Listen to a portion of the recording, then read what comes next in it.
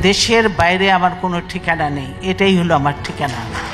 আমৃত্যু প্রতিরোধ, প্রতিহিংসার ঊর্ধ্বে উঠে দাঁড়ানো এক আদম্য নাম বেগম খালেদা জিয়া, যার জীবনের 7টি মূল্যবান বছর কেটেছে কারাগারের নীরবতা অন্ধকারে। দিনের পর দিন হাজিরা, আটক মামলা আর অবিরাম নিপীড়নের ভার, তবুও সেই অন্ধকার তার আদর্শকে গ্রাস করতে পারেনি। শরীর দুর্বল হয়েছে কিন্তু মন ভাঙেনি।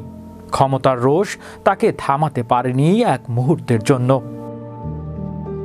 দীর্ঘ সংগ্রামের প্রতিটি বাঁকে তিনি সহ্য করেছেন অন্যায়, অবিচার আর নির্দয় আঘাত। তবুও প্রতিশোধের ভাষা কখনো তার কণ্ঠ শোনা যায়নি। নিজের ওপর হওয়া সব নির্যাতন ভুলে তিনি আবারও মানুষের আপন করে নিয়েছিলেন। কারণ তিনি জানতেন, দেশ গড়তে ঘৃণা নয়, দরকার ঐক্যের। ভাঙন নয়, দরকার গণজাগরণের। প্রতিহিংসা নয়, দরকার সাহসী নেতৃত্বের। ব্যক্তিগত বেদনার পেছনে রেখে তিনি দিয়েছেন ঐক্যের বার্তা। তিনি ডাক দিয়েছেন গণ অভ্যুত্থানের পথে সব মত, সব মানুষকে এক কাতারে দাঁড়ানোর আহ্বান।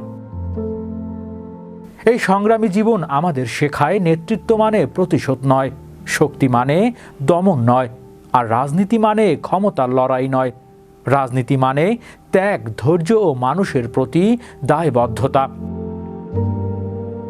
এটাই ইতিহাস, এটাই এক আদম্য সংগ্রামের নাম।